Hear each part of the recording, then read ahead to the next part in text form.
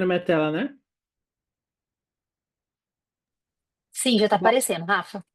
legal. Bom, pessoal, hoje aí um tema muito esperado, com várias celebridades convidados. Tem gente do Círio, Raquel, que já marquei de tomar um café amanhã. Pessoal da USP.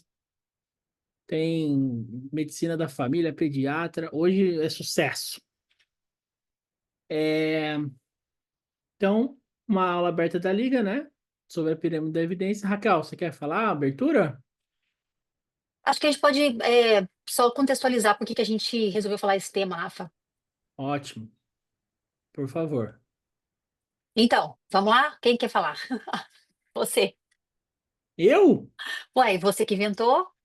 Você me mandou mensagem e falou assim: vamos falar mal da pirâmide da evidência? Eu falei, sim. Foi Não, isso. todo mundo te conhece, Rafa. Não, eu sempre aceito É, falar mal de qualquer não, fala coisa. só você, porque eu tô sem a câmera, e senão fica ruim de eu Bem, ficar só falando, tá bom? Mas daqui a pouco eu vou perfeito. conseguir entrar, tá? Legal. É, eu não sei bem o motivo da gente ter querido falar isso agora, né? A gente vê, né, a pirâmide da evidência há muito tempo, né? Todo mundo já viu aquela pirâmide da evidência. Até quem não é da área, todos os médicos já viram essa pirâmide da evidência. E é isso. E as pessoas usam a pirâmide da evidência como se fosse alguma fonte de decisão, né? Uma grande certeza, né? Absoluta. E é bem interessante. Para quem não sabe, tem até lei aqui no Brasil que fala sobre a pirâmide da evidência, né? Então, por exemplo, o acesso de medicamentos a alguns pacientes estão condicionados, por exemplo, a evidências do topo da pirâmide, né? Isso leva a uma confusão enorme dos juízes, dos pacientes. Agora teve decisão judicial sobre os planos de saúde, se os planos de saúde têm que cobrir, o que que eles vão cobrir ou não. E aí tá escrito lá, né, nas decisões, nas discussões, o plano de saúde tem que cobrir no topo da pirâmide da evidência. Aí a gente fica assim, ué, é, faz muito tempo, né, Raquel, que a gente não usa a pirâmide da evidência para tomar uma decisão, para fazer uma recomendação. Isso já mudou há muito tempo. A pirâmide está em todas as referências de medicina baseada em evidência e a gente continua nessa dúvida, qual que é o papel da pirâmide, para que que ela serve. E hoje, talvez a gente vai sanar essas dúvidas e discutir por que que a gente não pode usar só a pirâmide da evidência como fonte única, né, de uma recomendação, né? Bom, bom. E aí a gente pensou, né, de fazer essa aula pela Liga. Convidamos todo mundo aí para fazer essa aula pela Liga. A Raquel me falou, né? Vamos fazer a aula e eu fui pesquisar, fui fazer uma análise sobre a pirâmide da evidência. E eu vou mostrar o começo dessa minha análise. Raquel, você quer falar mais alguma coisa dessa minha abertura agora que você apareceu? Acho que é isso mesmo. O Rafa contextualizou bem, pessoal. A gente tem algumas considerações em relação a essa pirâmide de evidência, é, porque a gente, num contexto que a gente, parte do contexto que a gente trabalha, né, Rafa, a gente já não tem já usado a pirâmide há bastante tempo, e a gente tem se deparado em alguns outros cenários que as pessoas continuam usando essa pirâmide. E a gente gostaria de discutir com vocês aqui as vantagens, as limitações dessa forma de avaliar a certeza da evidência, a qualidade das evidências, para ver se a gente está no caminho certo, se a gente tem que voltar a pensar em usar pirâmide, ou se a gente pode acabar com as pirâmides, né? Então, acho que a ideia é a gente discutir, a gente não tem uma resposta definitiva, a gente tem alguns argumentos, então a ideia é que a gente argumentar e ouvir de vocês o que que vocês acham, quais as impressões que você tem, tá bom? Mas uma coisa muito prática, porque todo mundo já viu a pirâmide pelo menos uma vez na vida. Eu tenho certeza que todo mundo nessa sala já leu algum guideline que usa a pirâmide para ajudar a gente a ter uma confiança maior ou menor no direcionamento de um guideline, de uma diretriz. Então, isso é uma coisa muito usada. Na Liga essa semana passada, né? Retrasada e essa passada, a gente teve atividade muito bacana em relação a isso, de avaliar um guideline. E a gente viu que esse guideline ainda usava a pirâmide, e a gente gostaria de contextualizar com vocês aqui por que usar, se usar, por que não usar, enfim. Talvez a gente saia daqui sem uma resposta definitiva, mas acho que já vai valer a discussão. Acho que é isso, né, Rafa? É, eu vou propor o seguinte: eu vou falar 5 minutos da origem dessa análise que veio, de onde vem isso, e aí a gente vai discutir a limitação, a utilidade, as alternativas, e no final, pessoal, eu vou fazer uma provocação endereçada a todos, mas especialmente à professora Raquel Rieira. Pode ser? Pode, né? Eu Fechou. já sei que você ficou a tarde inteira estudando isso. Tarde inteira não, desde que eu achei o que eu vou mostrar para vocês Leu até agora. a tese do menino. Então é o seguinte, pessoal. Aí a Raquel falou, vamos fazer essa discussão. Aí eu, olha, vou procurar de onde veio a pirâmide. Esse professor, né, o menino, né? A tese de doutorado dele foi sobre isso. Então, assim, se você quer fazer pesquisa, né, Milena, a galera aí da pesquisa, quer fazer pesquisa, chama pesquisador, leiam essa tese, ok? Bem escrito. Eu sou fã dessa pessoa agora, desse professor aqui. Não sei o nome dele. C.G. Blunt. Esqueci o primeiro nome dele. Bom, vai aparecer em algum momento aqui. Ele fez uma tese sobre a origem dessa pirâmide, ok? É, E então, nesse estudo, né? Então, esse é um artigo da tese, ok? Tem a tese completa, que a gente vai dar uma olhada, e tem um blog dele aqui que ele fala sobre a pirâmide da evidência, tudo originário dessa pesquisa dele. E o que eu acho muito. E ele fez uma análise histórica, ele foi procurando a pirâmide, né? A primeira pirâmide. Então é bem interessante esse artigo, porque ele vai procurando, e ele acha a primeira pirâmide da evidência num curso, né? Dessa State University of New York, ok? É o nome de uma universidade, existe um curso de medicina baseada em evidências lá em 2002, 2003.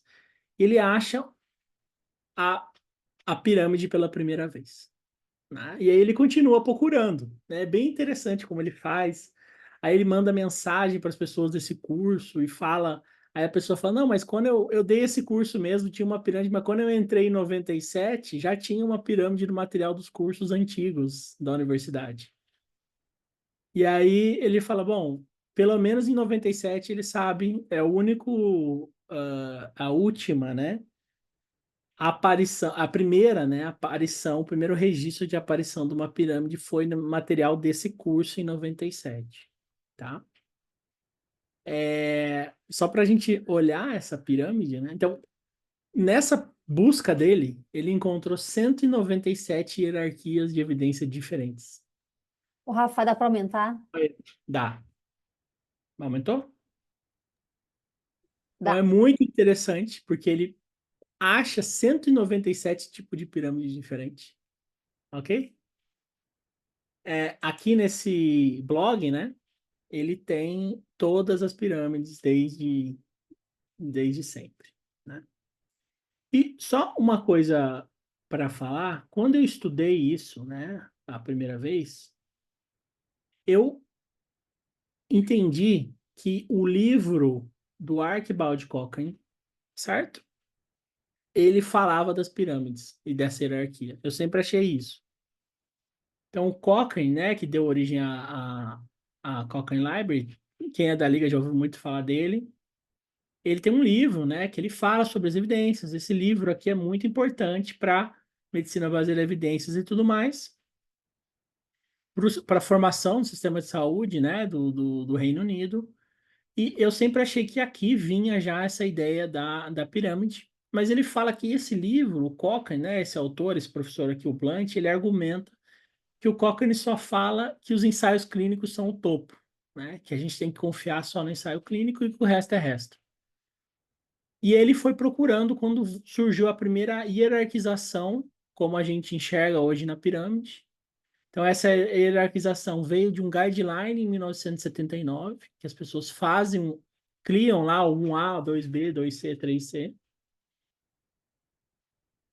E A pirâmide, né, como desenho, veio depois dessa hierarquização e ela vem nesse curso em 1997, pelo menos aqui ele achou, né, registro histórico. Dessa foi a primeira pirâmide que ele encontrou. Muito interessante, né? É, essa história. E só para finalizar essa origem, né? É muito interessante porque essa pirâmide de 97 ela surge antes dos primeiros textos do começo da década de 1900 que formaram a base da medicina baseada em evidência, certo? Então, se a gente pega lá uns textos que falam pela primeira vez da medicina baseada em evidência de 92, o primeiro livro do David Sackt, que foi o pai aí da medicina baseada em evidência, eles não incluem a pirâmide da evidência lá. Então, a pirâmide veio antes do lançamento, né, da medicina baseada em evidência como nova filosofia aí na medicina, e demorou um tempinho para a medicina baseada em evidência incorporar a ideia da pirâmide nas suas primeiras recomendações, e hoje, né, isso já está completamente disseminado e talvez disseminado até demais, tá? Então essa é a história, né? Essa é a primeira conclusão da tese desse autor, desse professor, hoje é professor, né? Na época ele era aluno de doutorado, que é muito, muito interessante todo o trabalho que ele teve de achar essa pirâmide.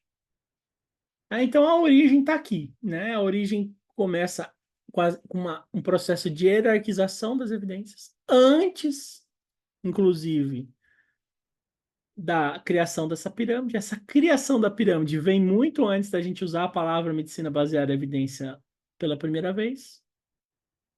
E com o tempo, a medicina baseada em evidência captou essa ideia da pirâmide.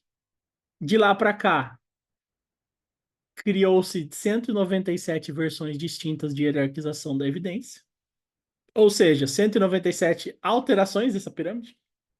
Então, aqui, por exemplo, né, é uma crítica que ele faz. Cadê os ensaios clínicos que não são mascarados? Não tem na primeira pirâmide, né? Se vocês olharem ela, né? Começa com revisão sistemática, double blind studies, cohort, né? Então, teve variações dessa pirâmide ao longo do tempo, 197 que ele mapeou. Então, é isso. Então, eu quero abrir o debate aqui para a gente discutir quais são as limitações dessa forma de hierarquizar as evidências e por que que a gente está criticando isso. O Rafa, como a gente não sabe, assim, tem muitas pessoas aqui, tem pessoal da Liga que está no Uhum. primeiro ano, então acho que vale a pena a gente falar do que, para que serve a pirâmide, né? A gente acabou, você falou, mas ela foi, a gente usava, né? A primeira vez que eu aprendi sobre a pirâmide, quando eu vim fazer mestrado aqui, lá em 2001, é, a pirâmide, ela determinava o quanto você confiava naquele estudo, naquele resultado. Então, se você tinha, por exemplo, é, um estudo que falava a, que o AS reduzia a mortalidade pós-infarto, se esse estudo era uma revisão sistemática, né, isso era um nível de evidência, então era um nível de evidência, né? Um A, que era uma revisão sistemática, se ela vinha de uma revisão sistemática, né? Se vinha de um ensaio clínico, era nível, aí depende das variações, né? Algumas pirâmides vocês vão ver que é um B, outras, na verdade, é 2 ensaio clínico. E assim sucessivamente. E quanto maior esse nível da pirâmide, né? Ou seja, quanto mais distante da base, próximo do topo, mais confiante você poderia estar naquele resultado daquele estudo, tá bom? Então, por exemplo, a opinião dos especialistas, na verdade, que nessa pirâmide que o Rafa colocou ali, está até no meio, tá? Mas algumas pirâmides ali na base, ela é a opinião de um especialista, né? E de um reumatologista, de um cardiologista. Então, a impressão que ele tem do dia a dia do paciente, esse remédio melhora muito, porque eu tenho 10 pacientes e os 10 melhoraram. Então, esse tipo de opinião, ele está na base da pirâmide, né? E aí sempre existiu muita crítica da sociedade dos especialistas, porque é muito ruim, né? A gente colocar a nossa opinião, é uma sensação ruim, né? colocar a nossa experiência, a nossa percepção lá na base da pirâmide. Mas é assim que funciona, né? A gente tem que admitir que a nossa experiência, ela é muito limitada, ela tem os nossos próprios vieses, né? E não dá para a gente comparar a experiência que a gente tem com 10 pacientes, né? De uma experiência, de um ensaio clínico randomizado, bem feito, que minimiza esses vieses.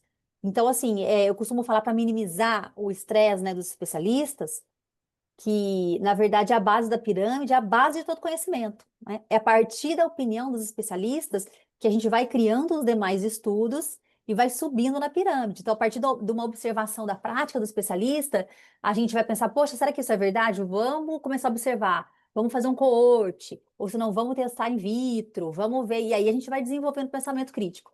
Aí, é científico, né? Isso minimiza um pouco a tristeza dos especialistas de observar, né? E a inconformidade que a nossa opinião está sempre lá no, na base, tá? Mas acho que essa é a ideia. Então, tinham números, então eram níveis de evidência. Então, você vai ver um A, um B, 2, 3, 4, 5, 6. E o maior, né? O número um, na verdade, é o menor, né? O número um está lá no topo, que é a certeza maior. E o número 5, o número 6 é aquele que você não pode confiar muito, que você precisa de mais evidência, né? Então, toda a construção desse conhecimento era baseada no delineamento desse estudo, tá bom? Acho que é Então, isso. a gente usava essas pirâmides para formular recomendações para a prática. Tá certo, né, Raquel? Te E dava Rafa, mais importância para o de cima tá, para isso. fazer recomendações cada vez mais fortes para a prática, Tá. né? E acha que vale, Rafa, você falar também que a gente usava o nível de evidência, que era a classificação do desenho, e tinha uma letra também, né? Que era o grau de recomendação. A, Legal. B, C e D. Eu vou mostrar essa primeira, só para todo mundo ver, pode ser? Mas pode ir falando aí enquanto eu Não, abro. eu quero que você mostre mesmo, para as pessoas entenderem. Qual que é a diferença do nível de evidência e o grau de recomendação? Será que eu vou achar? Só para, enquanto o Rafa procura, gente, só para a gente entender uma coisa, né?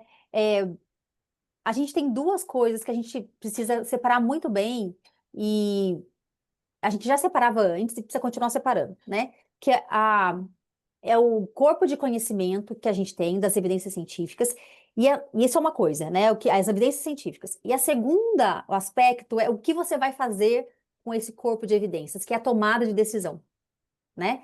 Então, a gente tem que tomar cuidado para entender que, às vezes, um corpo de evidência que você tem, ele vai te fornecer, vai te ajudar, de uma forma mais ou menos confiante para tomar suas decisões, né? E aí veio a ideia de você ter o nível de evidência de 1 a 5, de 1 a 6, dependendo da pirâmide, e o quanto você recomenda aquilo na prática. Porque às vezes você tem um cenário e que você tem uma evidência baixa, de nível baixo, não chega a ser uma revisão sistemática, não seja, chega a ser um ensaio clínico, às vezes era um coorte, né? Nível de evidência 2 ou 3. Mas Uhum, era a única informação que você tinha, era aquele delineamento de estudo. E você estava num cenário que não tinha tratamento, que não tinha que fazer, então você tinha ali uma recomendação alta para poder usar aquele nível de evidência que não era tão forte assim, sim. certo? Então, são coisas diferentes. Então, e a recomendação, ela podia ser muito forte para a prática, forte, moderada, fraca, muito fraca, e assim sucessivamente. Então, uma coisa é você ter o corpo de evidência e confiar, e a outra coisa é quanto você pode usar aquilo na prática, recomenda na prática. E a gente já está cansado de saber que a gente toma a maior parte das nossas decisões são baseadas em evidências ainda frágeis, né? E tem que ser assim, porque a gente precisa tomar as decisões independente da evidência. O que a gente não pode perder de vista é ter essa consciência, né? De que eu estou tomando uma decisão com base numa evidência frágil e que pode ser que amanhã o resultado seja outro, pode ser que para o meu paciente a resposta seja outra. Então, isso aumenta a minha incerteza no meu resultado, tá bom? Eu não sei se ficou claro a diferença da evidência para o grau de recomendação, quanto você acredita naquilo, você pode usar na prática? Eu queria ouvir vocês, eu não sei. Milena, estou vendo a sua fotinho aqui, quero ver se tá ok. Lara, Dari,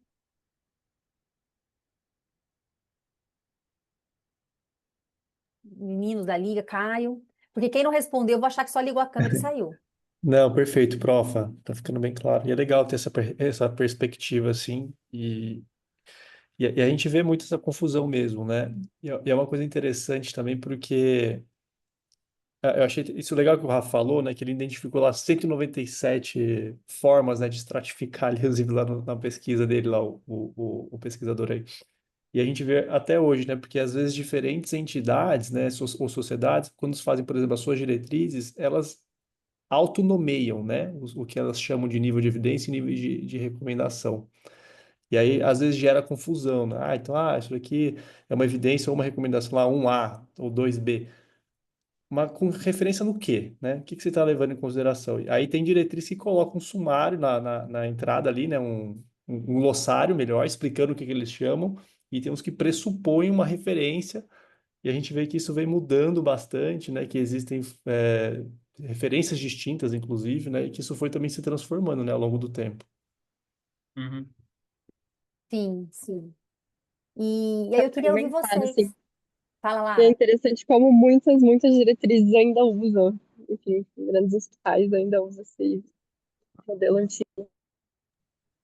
E aí eu queria perguntar para vocês, por que que vocês acham que esse... Já pode falar isso, Rafa? Partir para isso? Pode, não, só mostrando aqui, Tá. né? Eu não quero Esses dois, furar a fila aí. essa foi a primeira e a segunda hierarquização que foi encontrada, muito antes de alguém desenhar a pirâmide. Então, essa daqui é do David Sackett e essa foi a primeira, né? Então, você vê que já é diferente, né? Tem o nível um, 2, 2, 3, né? E aqui a recomendação de A a E. Então, do Sackett tinha de 1 a 5, recomendação de A a C.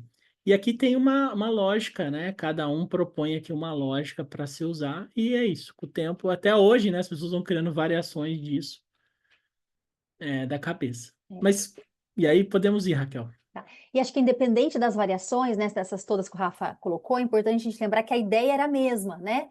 Hum. Era você basear o nível de evidência, essa palavra nível de evidência, level of evidence, é muito citado nesses estudos, né? Então, existia Uhum, um nível de evidência que dependia do desenho do estudo, e o grau de recomendação, que era o quanto você recomendava o uso daquela intervenção, o uso daquela tecnologia na prática, com base nesse estudo, né? Então, geralmente, você tinha um guideline e tinha recomendação assim, olha, essa recomendação, isso aqui, pessoal, é nível de evidência 1, grau de recomendação A, né? No caso da última pirâmide, quer dizer que aquela informação vinha de uma revisão sistemática e você tinha muita certeza que aquilo era verdade e que era para todo mundo usar, certo? Isso que queria dizer o nível um é recomendação A, tá bom? E pelo menos do que a gente conhecia, tá? Vai lá, legal. Rafa. Tem uma pergunta do chat aqui, né? Caso houvesse outra alternativa de intervenção, como que eles determinavam o grau de recomendação?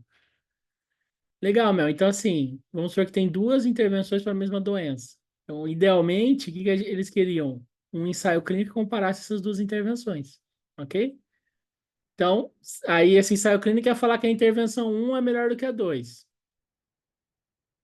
Então, teria um grau A de que a intervenção um é superior, ok? Grau A, Aqui, né? Um level um, uma recomendação a grau A, recomendação A. hã? Tá De bom. que Mas aí foi surgindo problemas, né? E quando você não tinha comparação direta, né? E com o tempo foi se evoluindo como a gente lida com problemas assim, né? E aí, vocês conseguem ver alguma limitação no fato da gente fazer esse julgamento com base no desenho de estudo e depois tirar a recomendação? Vocês conseguem enxergar alguma limitação nisso? Vamos avançar, né? Quais são os problemas desse método que começou lá atrás e perdura É. até hoje, né? E que a gente usou bastante, né? Quando eu comecei aqui, a gente usava pirâmide, tá, gente? Eu não era nascido não nessa época. Ó, eu usei 5 anos a pirâmide, de 2001 a 2006. Você foi arqueóloga por 5 anos? É, fui.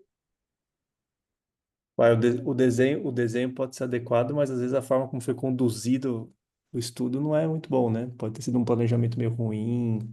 Ah, beleza, é uma revisão, mas como é que essa revisão foi feita? Ó, Boa, já boa. fomos no nervo, Dari né? colocou, O Thiago falou a mesma coisa, né? Tiago, aham. E Então, também, às vezes, foi uma revisão super bem feita, mas incluiu estudos mal feitos. Isso, ó, o Lucas aí também falou a mesma coisa da Lara, né? Você só tem É, estudo ruim, né? A revisão vai te dar um resultado ruim, né? Ótimo. eles fizeram essa revisão, essa pirâmide em 97, né? Se eles fizessem hoje, né? Tudo tem muita revisão sistemática, né? Então, é bem interessante isso, porque ele fala também que em algumas dessas pirâmides, os pesquisadores falam que eles estão. Existe uma proporção. Por que que é uma pirâmide, né? Por que que não é uma tabela? Eles falam que eles criaram como pirâmide porque existe muito mais estudos do que tem na base, do que nos de cima. Então, ó, é muito difícil achar ensaios clínicos randomizados e é muito difícil achar revisões temáticas. Existia uma ideia de que o que tem na base é o que tem mais. Então, opinião de especialista é o que mais tem. Estudos em animal tem menos do que opinião.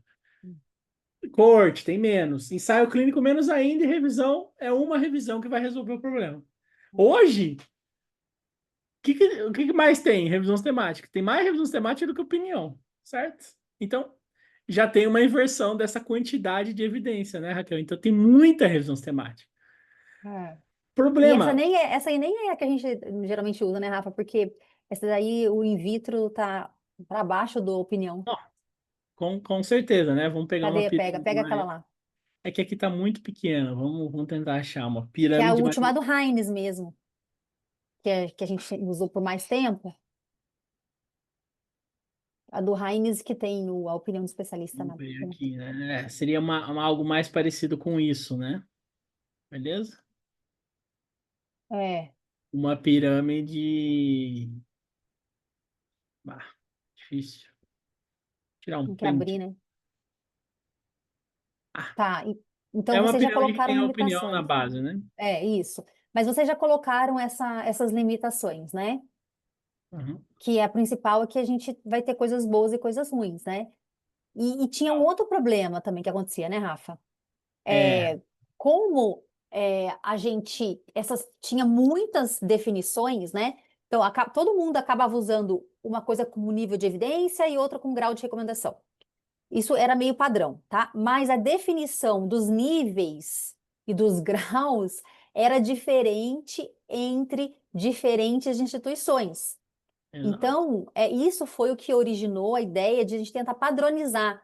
Porque se você visse, por exemplo, foi o que originou, né, o que a gente usa hoje.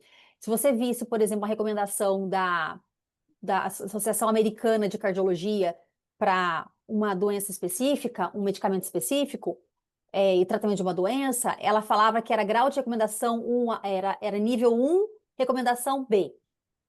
A mesma intervenção para a mesma doença, a Sociedade Escocesa falava que era 2A, grau B.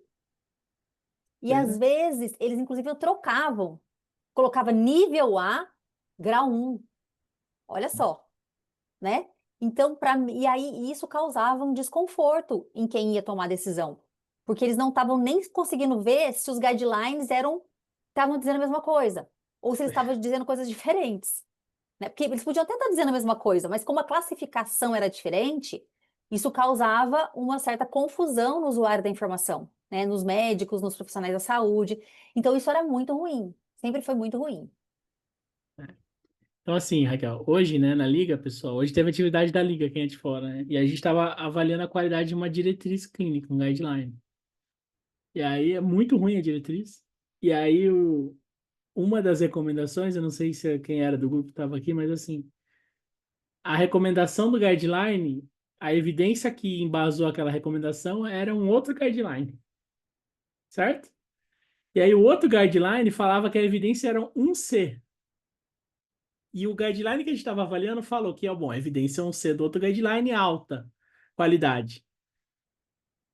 Só que aí quando a gente foi ler justamente o dicionário do que era um C no outro guideline, era coorte, caso controle, era o pior nível. Ou seja, a pessoa que copiou do outro guideline nem leu a regra que o outro guideline usou para saber se aquela recomendação 1C era de alto nível ou não. Certo? Porque tem guidelines que um C é um ensaio clínico, por exemplo, um pouco mais mal feito, pequeno e tudo mais. Então, para vocês verem como é válido essa crítica da Raquel, no sentido de que se você tem, né, uma heterogeneidade da forma como é criado isso. Você vê que a primeira e a segunda já eram divergentes. A primeira e a segunda tentativa de hierarquização, que foi as que eu mostrei aqui, já eram diferentes entre si. E aí, nisso aí, né, Rafa, que criou a ideia, já posso Ah, continuar? Pode não, continuar? peraí. Tem mais um Deixa eu problema? falar, deixa eu falar o que o Thiago falou para a gente amarrar. Ah, tá.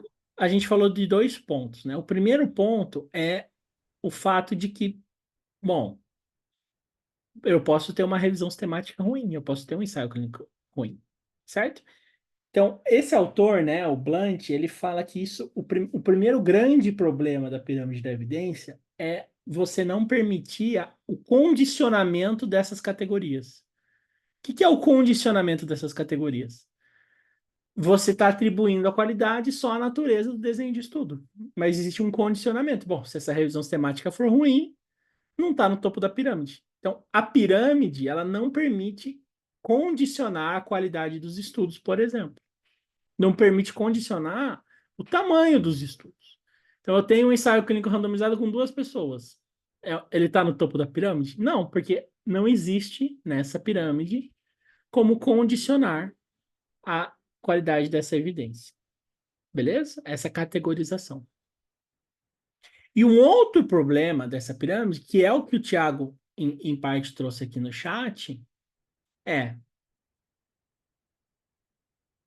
essa pirâmide, a forma como ela é construída, ela não permite uma análise não categórica. É meio confuso, né? Ele usa uns termos bem estranhos aqui. O que é uma análise não categórica? É o que o Thiago está falando. Em alguns casos, eu consigo evidência de alta qualidade com estudos observacionais, estudos do topo da pirâmide.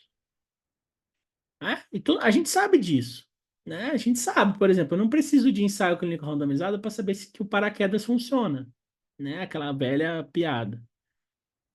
Então a pirâmide não se aplica nesse caso, porque eu tenho evidência que vem de opinião, evidência que vem da experiência, da base da pirâmide, e eu tenho uma alta certeza de que o paraquedas funciona.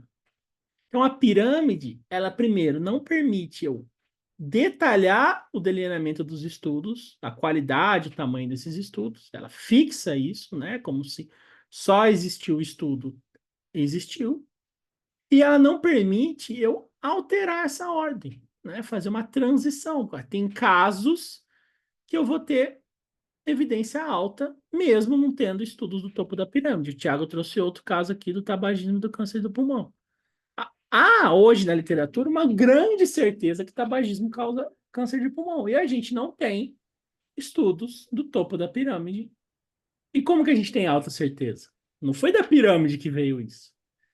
Então, essas são as duas grandes críticas, né, que esse pesquisador traz. Ele fala do... Eu tenho mais uma depois, Rafa. Então.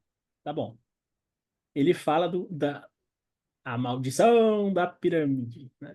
Ele fala do The Curse of da pirâmide. Eu só queria trazer aqui. Ele fala, né, dessa maldição é justamente essas duas, né? Não poder mover os níveis, né? Concluir a alta certeza com estudos da base e não considerar a qualidade dos estudos que veio aqui da gente.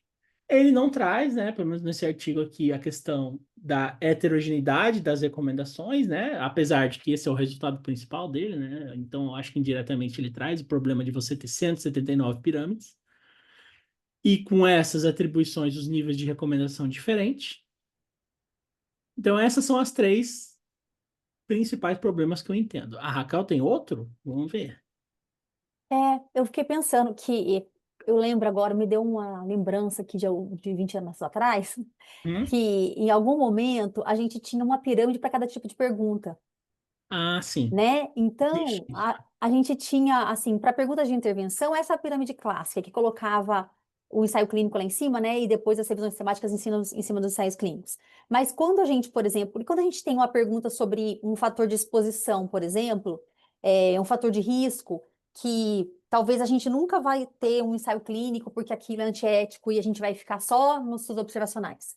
Quando a gente tem uma pergunta sobre acurácia, que a gente não vai ter um ensaio clínico, porque o ensaio clínico não responde uma pergunta de acurácia, ele responde sobre a eficácia clínica de um teste diagnóstico.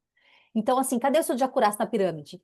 Então, assim, não tinha todas as informações que a gente precisava para todas as perguntas, né? Então, isso também foi uma crítica. Daí, quando veio, aí acho que daí que nasceu as pirâmides igual do Egito, né? Que tem a grande, né? E as outras duas do lado, assim, as menores. Então, aí tinha a pirâmide do ensaio clínico, da intervenção, e depois tinha de fator de risco e tinha de teste diagnóstico, né? Então, isso também foi uma crítica que a gente não conseguia colocar não conseguia adaptar a pirâmide original lá para outras perguntas de estudo, né? Então isso também foi muito E, ruim, era muito e, ruim. e o lado ruim disso, né? Quando você faz uma pirâmide sem ensaio clínico, você passa a impressão de que tudo bem, então tem alta certeza sem ensaio clínico. Não, Sim, não necessariamente isso é verdade, sim, né? Então, sim, com certeza. você acha que você chegou lá no topo da pirâmide, você tem um coorte, você chegou no topo. Não necessariamente. Você Ó, pode nunca ter um ensaio clínico, mas se você está ali com o desenho de estudo no topo, mas se for ruim essa evidência, você vai ter certeza de baixa ó. certeza, né? Acho que são 4 coisas então, né? Tem mais Ótimo. alguma? Aí juntando tudo isso, já é isso, já? Bora. Bom, aí juntando todas essas críticas, pessoal, é, em 2000, tá? Faz quantos anos? 25 anos. Em 2000, um grupo de pesquisadores, Rafa, você me corrija se eu estiver errado, tá? Porque às vezes eu esqueço as datas. Um grupo de pesquisadores, metodologistas, gente que faz guideline, que eu esqueci o nome, como é que fala, trialistas, que são as pessoas que fazem os ensaios clínicos, né? Gestores, pessoas da OMS, do CDC dos Estados Unidos, do NICE, do Reino Unido, e de várias organizações de pesquisa, se juntaram para falar, gente, olha só, vamos tentar desenvolver uma ferramenta que seja unificada, que a gente consiga usar em diferentes cenários e que a gente, ao mesmo tempo, avalie a certeza que a gente tem naquele conjunto de informação e faça um direcionamento para quem vai usar aquela informação. Será que a gente consegue desenvolver essa ferramenta? E aí eles ficaram alguns anos trabalhando nessa ferramenta, trabalhando alguns, mais ou menos 6 anos nessa ferramenta, e desenvolveram uma ferramenta inicial. Então, a primeira versão dessa ferramenta foi lançada em 2006. Então, eles ficaram 6 anos trabalhando nessa ferramenta, testando, desenvolvendo métodos, testando quais são os critérios, enfim. Foi um trabalho muito, muito elaborado. E aí, em 2006, eles lançaram essa ferramenta, e esse grupo de pesquisadores chama Grade Working Group, tá? E no Brasil, hoje, a gente tem algumas pessoas que a gente conhece que fazem parte desse grupo do Grade hoje. E esse grupo desenvolveu essa ferramenta, que é a ferramenta que desde 2006 a gente usa para fazer esse tipo de avaliação. Então, quando a gente vem aqui para falar para vocês das evidências das pirâmides, é isso que a gente quer dizer para vocês, né? É uma ferramenta que ela já foi substituída, a pirâmide já foi substituída, porque ela tem limitações, ela é muito simplista em determinar o quanto a gente confia apenas no resultado do estudo, sem pensar na qualidade como foi feito aquela evidência. E isso é feito onde? Nessa ferramenta que chama Grade. A Grade é perfeito? É uma ferramenta perfeita? Claro que não. Né? É uma ferramenta desenvolvida que tem as suas limitações também, mas pelo menos uma ferramenta que avalia a qualidade do que está ali dentro e avalia, além da qualidade dos estudos, outros aspectos que são importantes para dar para a gente mais certeza daquele corpo de evidência, aquele corpo de informação e ajuda a gente a tomar nossas decisões. Então, o objetivo aqui no final é ajudar quem vai tomar a decisão, quem está lá na ponta. Então, essa ferramenta foi desenvolvida e ela classifica, no final das contas, eu não sei se o Rafa vai projetar alguma coisa do Grade, mas Uhum. ela classifica as evidências, uma afirmação de evidência em certeza muito, inclusive antes era qualidade, né? Ela mudou para certeza, para não confundir com a qualidade metodológica. Porque um dos critérios dessa ferramenta é a qualidade metodológica, mas o Rafa vai falar que ela tem muitas outras, tem mais 4 aspectos, né? E no final ela vai falar para mim o quanto eu confio naquela informação. Então ela vai dar para a gente as evidências, as certezas de evidência em uma certeza alta, na verdade, alta, moderada, baixa ou muito baixa. certo?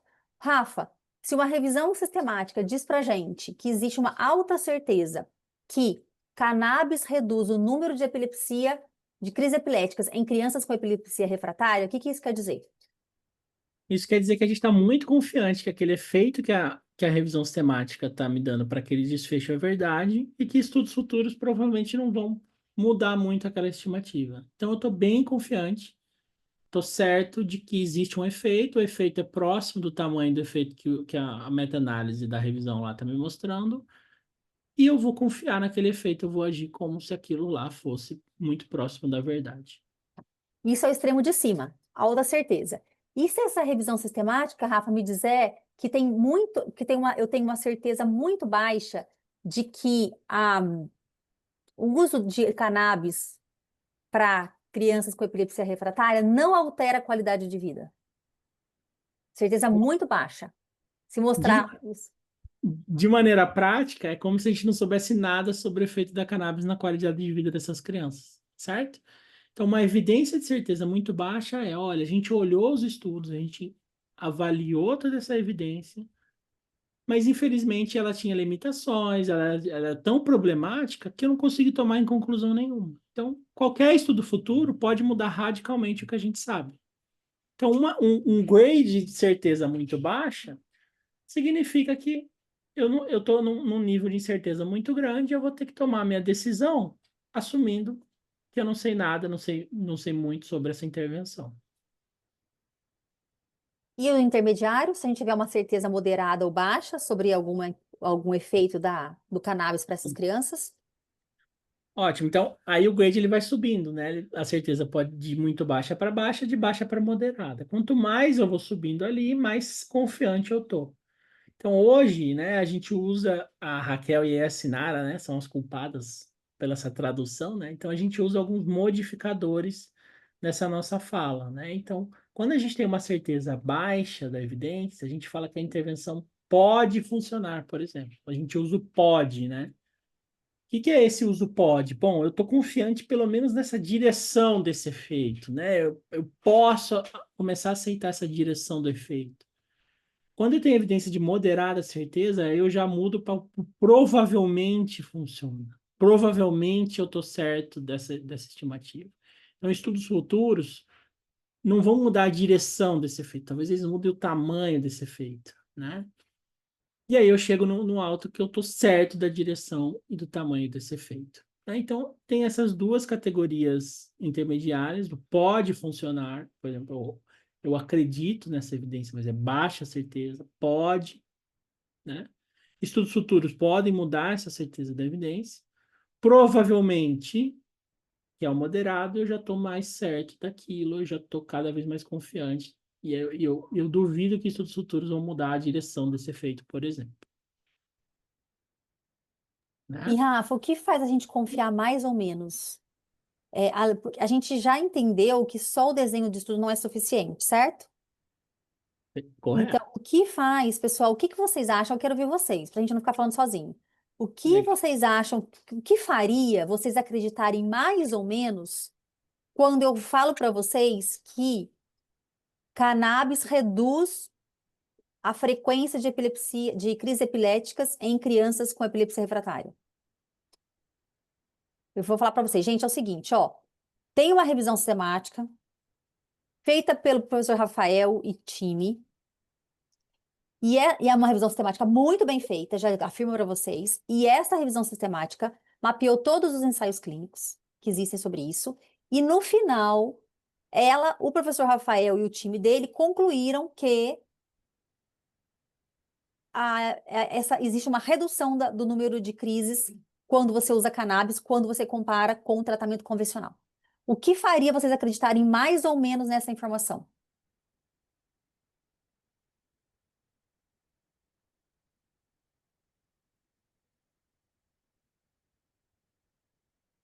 Vamos Risco lá. de viés avaliado como baixo. Vinícius mandou aqui. Boa. Então, ou seja, a qualidade metodológica, Vinícius, né? Qualidade metodológica é a primeira coisa. Eu quero saber o seguinte: da onde é a origem dessa informação? Foram ensaios clínicos bem feitos? que mostraram essa informação? Ou foram estudos, relatos de caso? Ou foi uma opinião de especialista? Qual foi o estudo? Né? Então, além do desenho, é importante eu saber a qualidade desse estudo, né, Rafa? E a gente avalia essa qualidade de algumas formas. Exato. Então, a gente vai ter uma avaliação formal do risco de viés dos estudos, com ferramentas, né, para cada desenho de estudo. Então, o ideal é que a gente tenha estudos, de preferência ensaios clínicos randomizados, com baixo risco de viés nessas ferramentas formais. Se eu tiver estudos ruins, mal feitos, eu vou reduzir o quanto eu confio naquela estimativa, certo? Então, a gente está herdando a pirâmide, né? Então, a gente lembra da pirâmide, mas a gente dá um passo além. Olha, não só eu quero identificar um corpo de evidência que venha de ensaios clínicos, mas eu quero que esse corpo seja de boa qualidade. Eu quero que esses estudos tenham sido bem feitos. Então, o primeiro critério do grade é óbvio que vai ser a qualidade dos estudos. Aí o segundo aqui, várias pessoas colocaram, Lucas, da Arizona. Eu quero também sobre a quantidade de evidência, né, Raquel? Ué, eu tenho um ensaio clínico com 10 pessoas. Eu vou ter o mesmo nível de certeza do que se eu tivesse 10 ensaios clínicos com 50 mil pessoas? É óbvio que não. É óbvio que não. Olhem como a pirâmide é limitada. Porque a pirâmide não diferencia um ensaio clínico com 10 pessoas de um ensaio clínico com 50 mil pessoas. Então, a quantidade da informação que não está contido lá naqueles esquemas da pirâmide é essencial para mim falar o quanto eu confio na certeza da evidência. Então, o segundo critério de grade, obviamente, tem que ser sobre a quantidade dessa informação. Esse domínio chama imprecisão, né? E é óbvio, né? A quantidade da informação vai refletir nas medidas estatísticas, então tem toda uma análise que é feito, mas o volume de informação é fundamental também nessa minha estruturação, dessa minha análise da confiança, da minha certeza da evidência, que já não estava na pirâmide. Tá? Um terceiro ponto aqui que alguém falou, né? Não sei quem mais. A Milena, a Melissa, todo mundo estudando grade, hein, Raquel?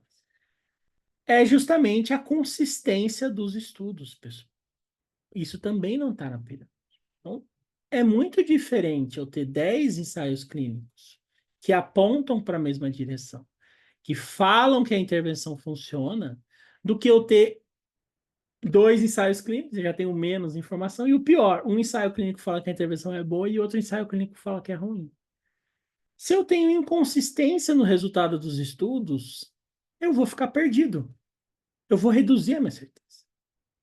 Então, a inconsistência, né, do resultado do meu corpo de evidências também determina o quanto eu confio naquela minha estimativa. Tá? Então, aqui a gente já falou 3 critérios centrais do grade, né? O risco de viés dos estudos incluídos e o desenho deles, né? A quantidade de informação, a imprecisão e a consistência dos resultados dos meus estudos. E a gente chama esse domínio no grade de inconsistência. Tem outros 2 domínios centrais do grade, né? Não sei, alguém teve um domínio que ninguém falou, hein? Vou pular ele, vamos ver se aparece aí. Mas um quinto domínio, que é o viés de publicação, eu quero também ter toda a informação na minha mão. Né? Então, o grade, ele também considera se na hora de tomar sua decisão, você tem toda a informação na sua mão, ou se você está perdendo informação por algum motivo, certo? Então, poxa, por algum motivo você só conseguiu selecionar 2 estudos ao invés de 10 estudos. Isso é um problema. Eu quero ter toda a informação na minha mão para agir, né, para decidir. E a evidência indireta, né, ele é o domínio mais difícil de entender, mas assim, quando a gente vai recomendar vacinas, né, para gestantes ou para crianças, tinha pediatra aqui, né, Raquel?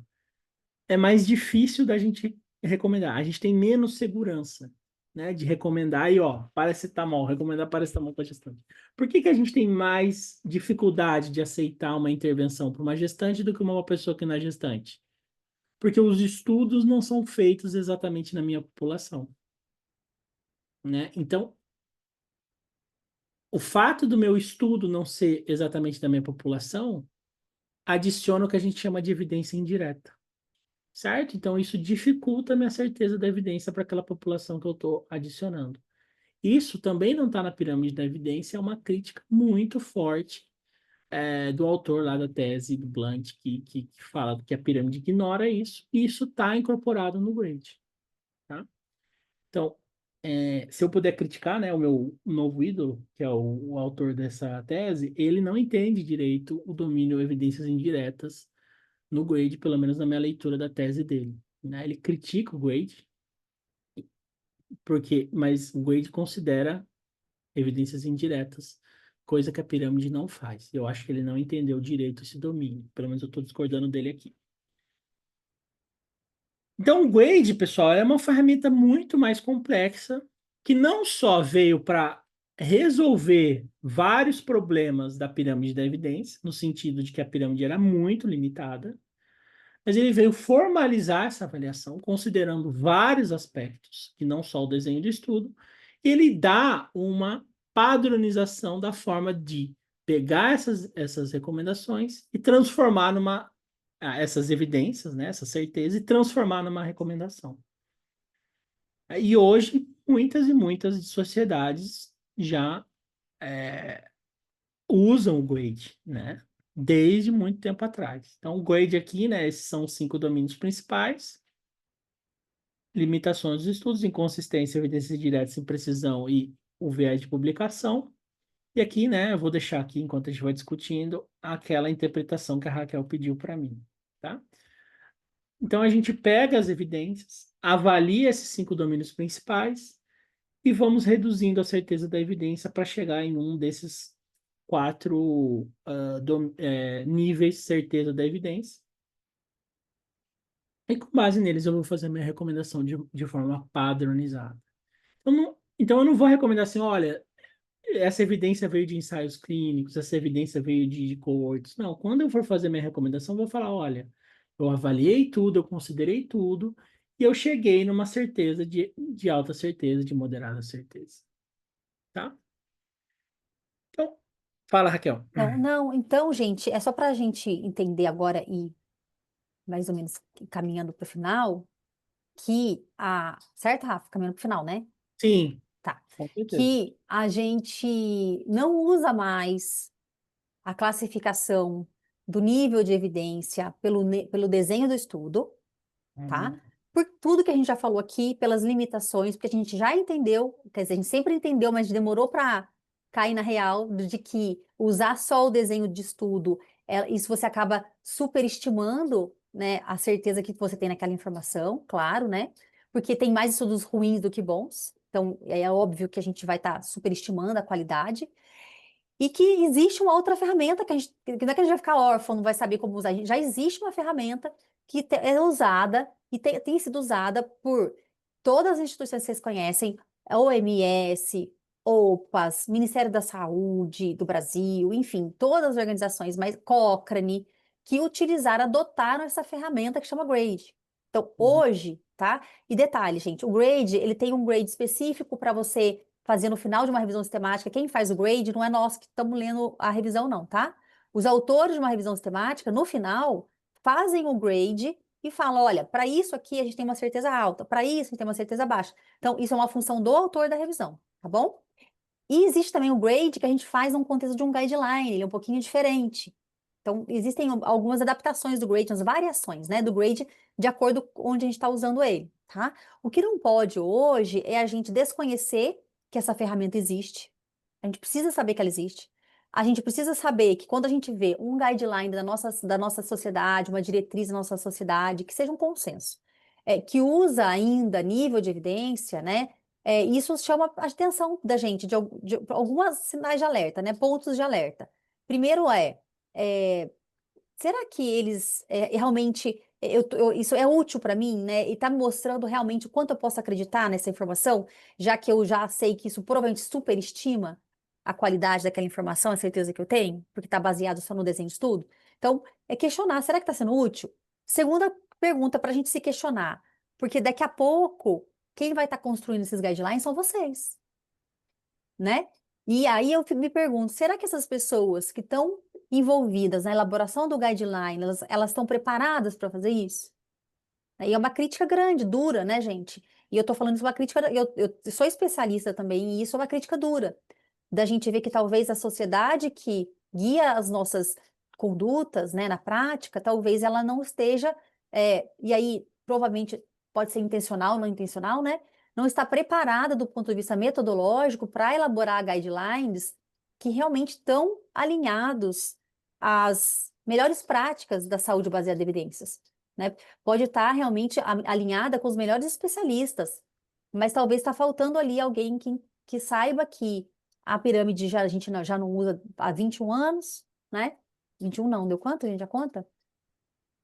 De 2006 a 2025. 19? 19 anos. Eu não tinha nascido em 2006, eu não sei. 19 anos. Então, assim, há 19 anos existe uma nova ferramenta. Hum. Então, onde estavam essas pessoas nesses 19 anos que elas não olharam o grade, não viram que o grade existe? Então, assim, No é uma, Orkut, há 19 anos elas estavam no Orkut, hoje elas estão no né? Instagram. Então, durante esses 19 Ah, anos, né? sim, né? O que elas estavam fazendo que elas não entenderam, que não conhecem essa ferramenta, né?